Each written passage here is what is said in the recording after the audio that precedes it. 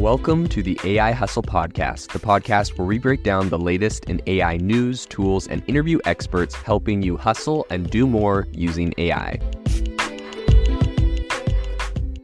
If you've been following the podcast for a while, you'll know that over the last 6 months, I've been working on a stealth AI startup.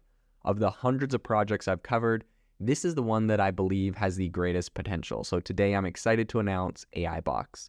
AI Box is a no-code AI app building platform paired with the App Store for AI that lets you monetize your AI tools. The platform lets you build apps by linking together AI models like ChatGPT, Midjourney, and 11 Labs. Eventually will integrate with software like Gmail, Trello, and Salesforce, so you can use AI to automate every function in your organization. To get notified when we launch and be one of the first to build on the platform, you can join the waitlist at aibox.ai. The link is in the show notes.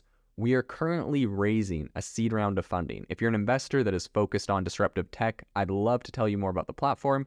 You can reach out to me at jaden@aibox.ai. I'll leave that email in the show notes. If you've listened to this podcast for a while, you know that I'm pretty, active in criticizing Siri or Google's Assistant or even Amazon's Alexa. So today on the podcast, we're going to be talking about Google, whose AI assistant is getting a major update. We'll be diving into what that's looking like and where we got this information from. So Google's Assistant, like I said, is going to get a major update. And this is according to an internal email which was reported by Axios. So they're going to be embedding LLM technology into this. And of course, this is no surprise, right? They've done all of this work and have come out with Google Bard, which is a really powerful technology.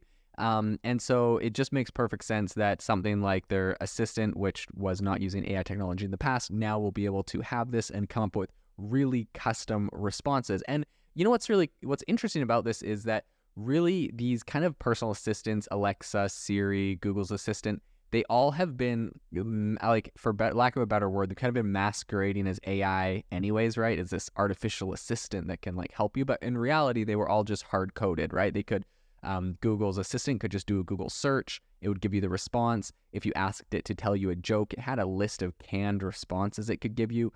And at the end of the day, this thing wasn't making anything up. It was just pre-programmed to do everything. So I think it makes perfect sense that now this is actually able to be a conversational piece. It's able to customize and change its responses. And, essentially Google, I think this is a no-brainer because they're just going to be integrating, in my assumption, what is essentially Google Bard into what they're doing. So there was an email that was recently leaked to Axios, and the email essentially indicated that the team leads are preparing for major organizational changes and restructuring, which is going to help pave the way for the integration of LLM technology. So as the integration unfolds, Google is going to reshape its current vision and workflows over the coming months, essentially doing what I believe is going to be a complete tech overhaul. So while the company didn't specify why they've chosen to make this shift, right, I think the current landscape, AI being so popular, them putting so much time and resources into integrating AI into virtually everything else in their company, I think this is, obviously going to be the right time for them to do this if they want to keep pace. And I think they have a little bit of a edge, because if Amazon's Alexa and Apple's Siri would like to do similar things, they're going to have to focus on either integrating someone else's technology, LLM, or developing their own, which inevitably those companies are big enough they will just develop their own. But Google may be the first one to be able to pull this off because they've already come out with Bard. What's interesting, in my opinion, is the fact that, of course, Siri, Alexa, and Google's Assistant have all kind of pegged themselves as being this super useful assistant. In reality, they're not very sophisticated, and they haven't really validated their usefulness in a lot of practical applications that they were initially intended for. Of course, you can say, something like, okay, Siri, call X, Y, and Z person. I think that's what a majority of people actually use Siri for, is just getting it to call someone for them. When really this thing, if it was actually a personal assistant, would be able to do so much more. It would be able to schedule stuff and do stuff and really create advanced content for you or whatever, right? Really powerful advice, be your own life coach, whatever, right? That's kind of what you think of when you think of an assistant, or what it could be, it has the potential for. And up until this point, of course, these assistants, prior to this AI technology, has not done this. So I think that as LLM technology advances, I think it's certain that users are going to be able to get a lot more out of these personal assistants. They're definitely going to appreciate this.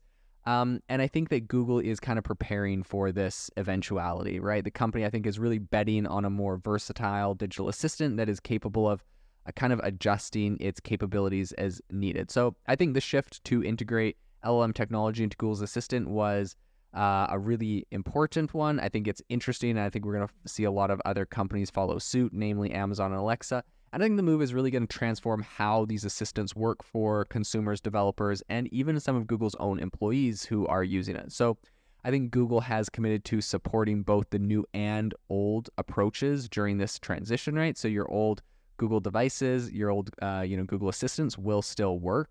But I think it's going to be interesting to see what level, and I think in saying that, they perhaps are saying that you'll need to buy a new one if you're going to want to get the AI. So I'm not sure if that's the implication here, but I think that would be a very interesting implication if that's essentially what they're saying here. So I think the whole overhaul has begun with the mobile version of the product. And I think that this kind of restructuring has led to layoffs, and Google is kind of working to reposition its team for the new project, right? I think, the layoffs are probably unfortunate, people that have been working on this for a long time, but inevitably this entire product is going to get overhauled and it completely changed. And so I think inevitably they're going to need to move a lot more AI engineers, AI scientists into this department to really make this thing successful. So that will require a lot of kind of restructuring and changing up of the team. I think Google isn't the only one making these moves.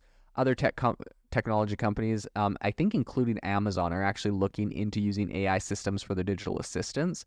Google's Assistant what's interesting is this thing's actually served hundreds of millions of users since its launch, which was over 7 years ago, which is hard to believe. But I think despite the organizational changes that they're going to be seeing, Google maintains, I think, a pretty strong commitment to the Assistant and what it plans on doing with this in the future.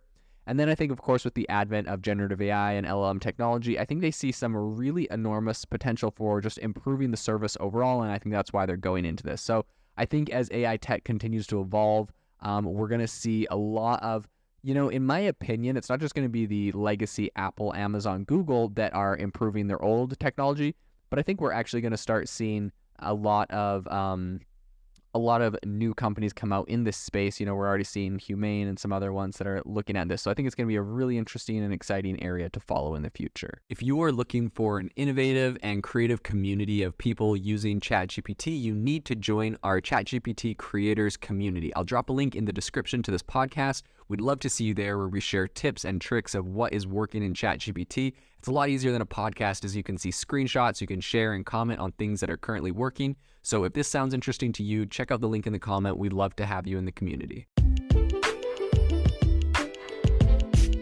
Thanks for tuning in to the AI Hustle podcast. If you could do us a massive favor, we would really, really appreciate it if you could leave us a review wherever you get your podcasts. This helps people find the podcast. It helps people know this is a good place to go. And we would really, really appreciate it, as it helps us continue to bring on incredible guests and share incredible content for you to listen to.